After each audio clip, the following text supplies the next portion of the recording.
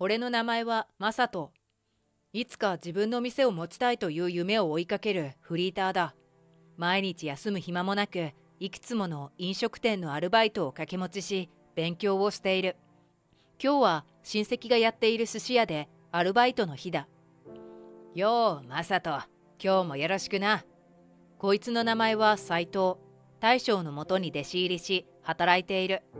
見た目は大柄でこわもての男だが、中身は気さくないいやつだ。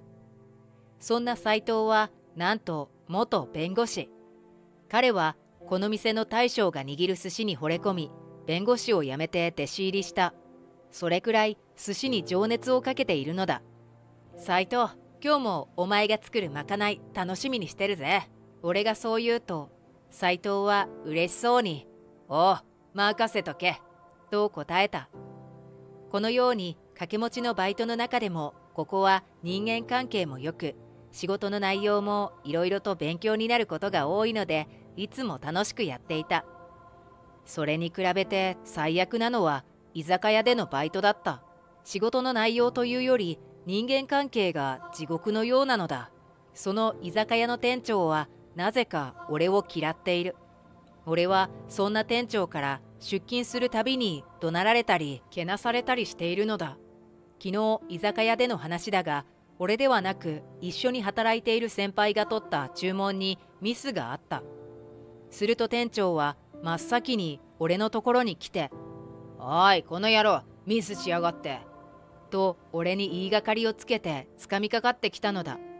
俺は、いや、それは中田さんが注文を取ったので、俺のミスではないです。と言ったのだが、いちいち言い訳をするな。と俺を突き飛ばしたのだ。中田さん、あなたのミスですよね。俺は先輩である中田に同意を求めたが、当の中田は、違うし、俺のせいにするなよ。とニヤニヤしているだけ。すると店長もしめしめといった感じで、やっぱりお前のミスじゃないか。罰として今日の分の給料は支払わないからな。と言ってきたのだ。そんな。俺はあまりの言いがかりで絶望的な気持ちになった。するとその様子を見ていたバイト仲間の真由子が助け舟を出してくれたのだ。その注文、中田さんが取ってましたよ。私見ました。真由子は可愛くて優しい、この居酒屋のアイドル的存在だ。そんな真由子に指摘されたので、中田と店長は大慌て。そうか、それなら仕方ないな。今後はミスのないように気をつけろよ。店長は急に態度を変えてそう言うと、そそくさと仕事場へ戻っていった。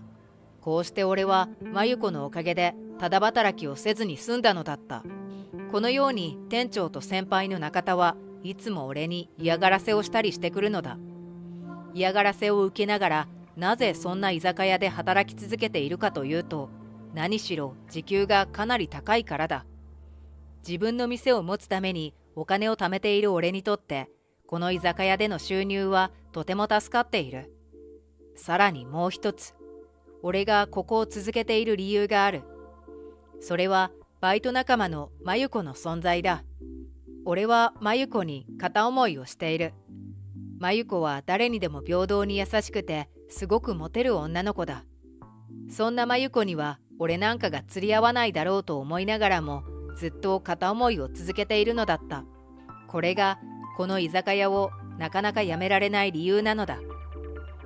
俺は居酒屋での嫌がらせのことや真由子のことをいつも斉藤に相談していた。斉藤と俺は一回り以上年は違うが、とても波長の合う親友だ。斉藤は俺が相談するといつも親身になって聞いてくれていた。俺も斉藤に話を聞いてもらうといつも気が楽になるのだった。そんな斉藤も自分の寿司屋を開きたいという夢を持っていた。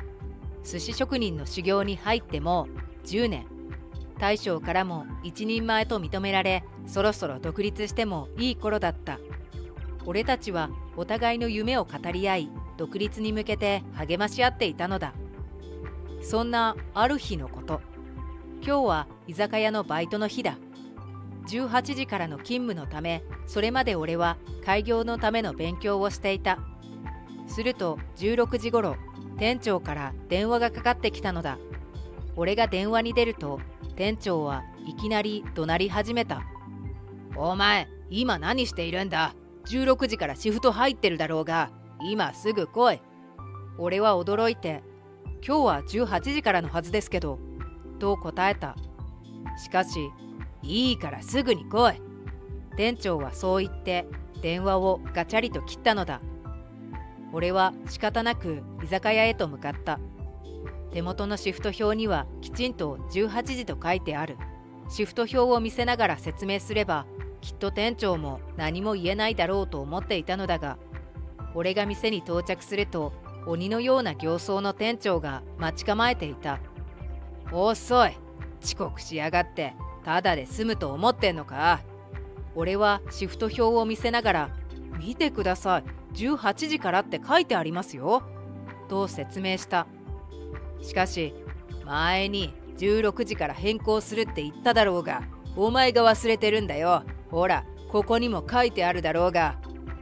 店長は店の中に貼ってあるシフト表を指さした。そこには18時に車線が引かれ、16時と訂正されていたのだ。俺聞いてないです。俺が否定すると、店長は、お前が忘れたんだろうが、いつも言い訳ばっかり言いやがって、お前みたいなやつが一番目障りなんだよ。店長はそう言って俺を怒鳴りつけた。遅刻した罰として、お前は今日残って店中掃除しろ。俺に逆らうならクビだぞ。店長にそう脅され、俺はその命令に従わざるを得なかった。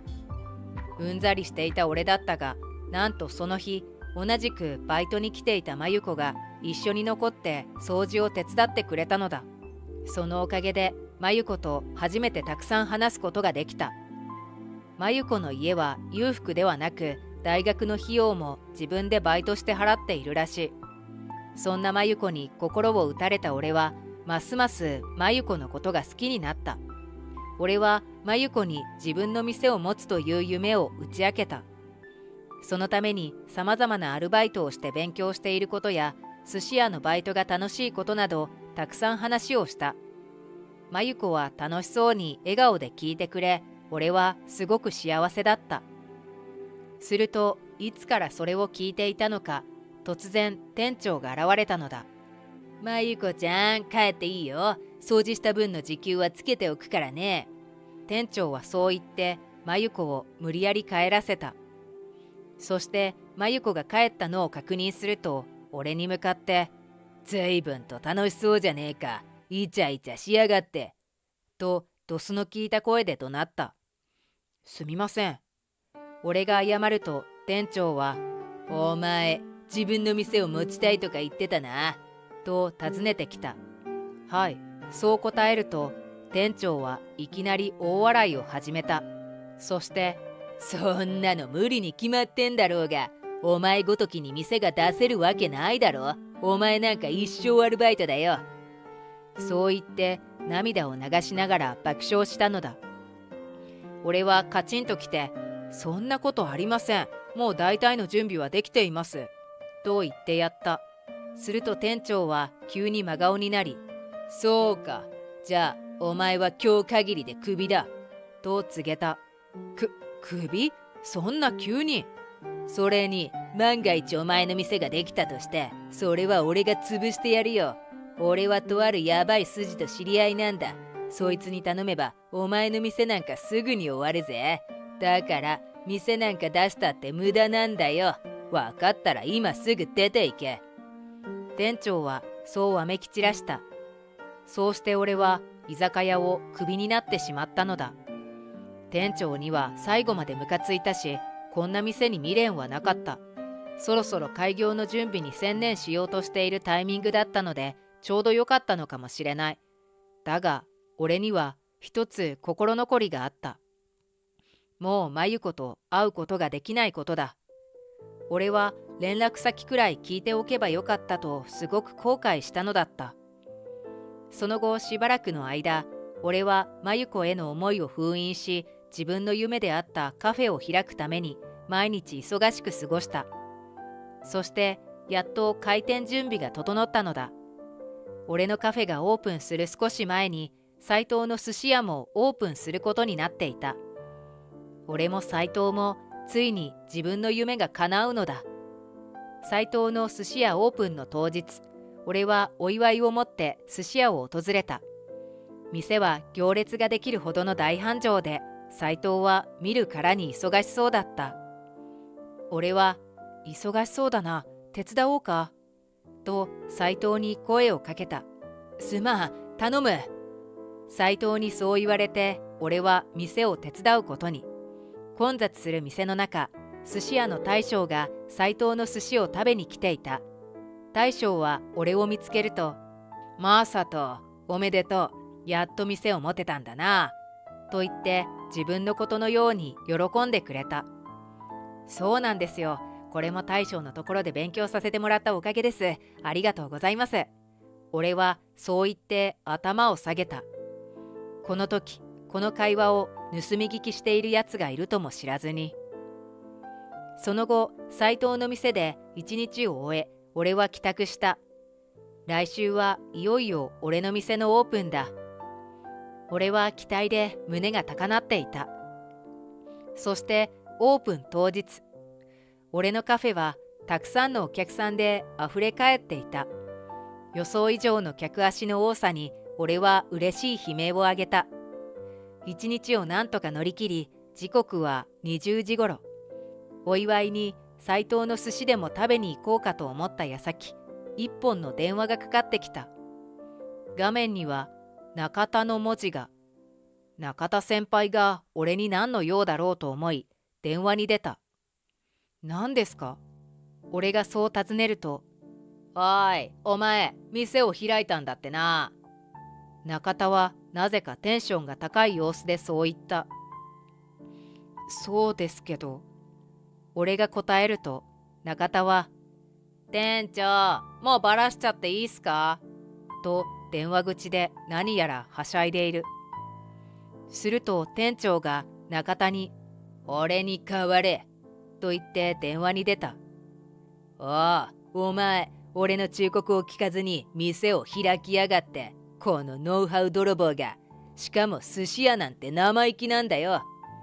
そう言うと店長はさらに続けて、ちなみに今日頼んだ出前寿司の予約、全部嫌がらせだから。架空の住所と電話番号を教えたから届けられないだろ。100人前も頼んだからお前の店大赤字だな。と嬉しそうに言ったのだった。は？寿司？何言ってるんですか？俺の店カフェですが。俺がそう言うと、店長はそう言ったまましばし無言になった。どこの寿司屋と間違えたのかは知りませんが、それやばいですよ。俺がそう言うと、そんなはずないだろ。最近できた寿司屋でお前が店を出したって話していただろ。と店長が焦り始めた。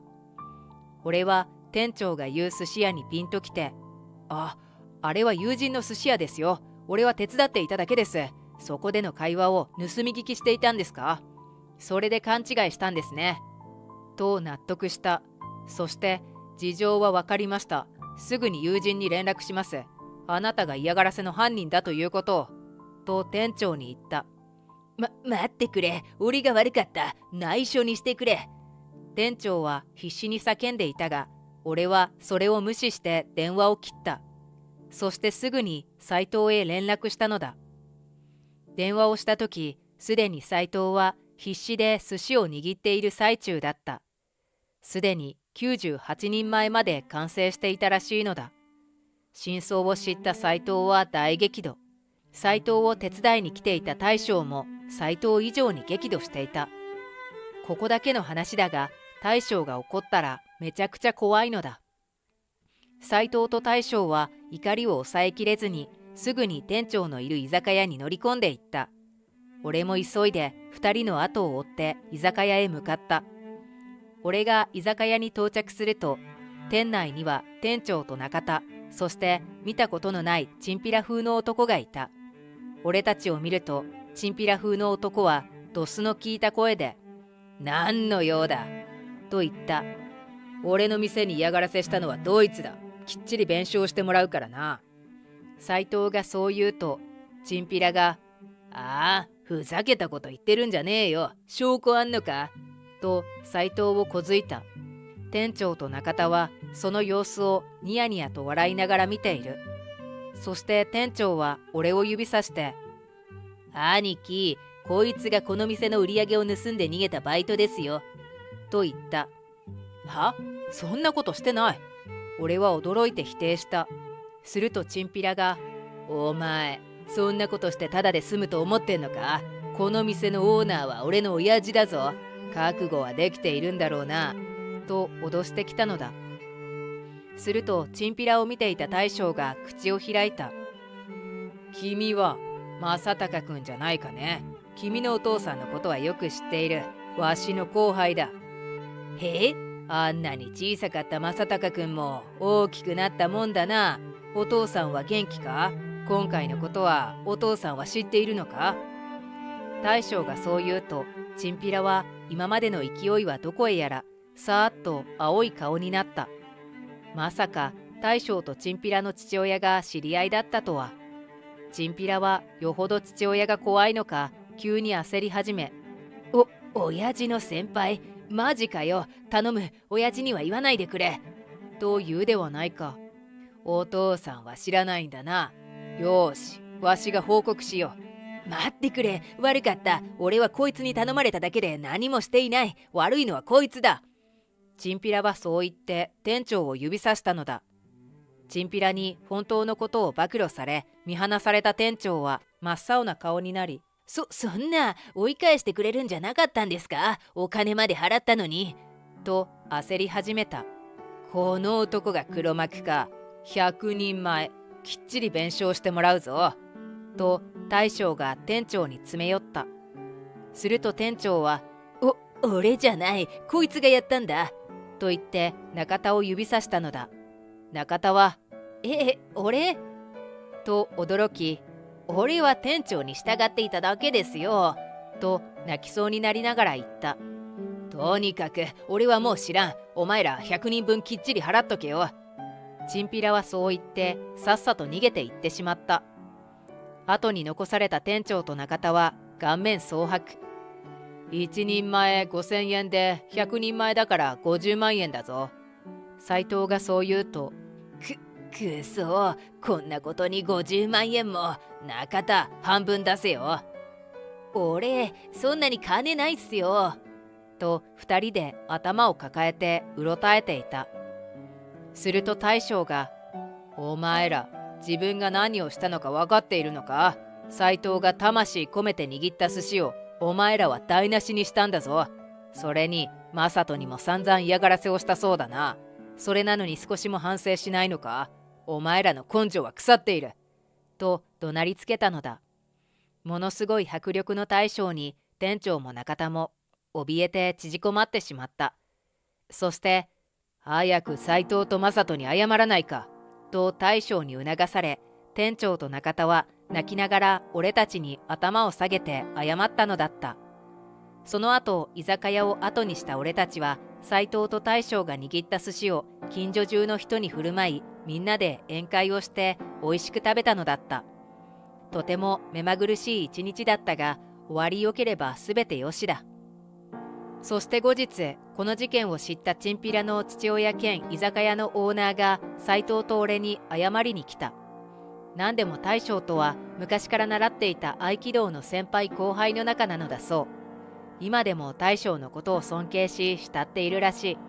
しかし大将と同じく怒ったら怖いタイプの人間で、息子のチンピラは丸坊主にされ寺修行へと連れて行かれたらしい。さらに店長と中田は居酒屋をクビになったようだ。店長と中田には他のバイト仲間も困っていたからクビになって本当に良かった。あれから1年、俺のカフェは今も相変わらず繁盛している。斎藤の寿司屋も今や大人気店になった。実は先日とても嬉しいことがあった。なんとまゆこがカフェに来たのだ。偶然コーヒーが飲みたくて俺の店に入ったのだという。俺はこのチャンスを逃すまいとまゆこに連絡先を聞いた。それ以来毎日やり取りをしていて、とてもいい感じになっている。真由子によると、店長はクビになった後、自分の店を持つと言って中田と2人でバーを始めたそうだが、全く客が入らずに数ヶ月で潰れてしまったらしい。その際にできた借金を抱えて、今は何をしているのかわからないという。因果応報という言葉があるが、まさに店長と中田にぴったりの言葉だ。俺もこの2人を反面教師として、これからも誠実に生きていきたいと思う。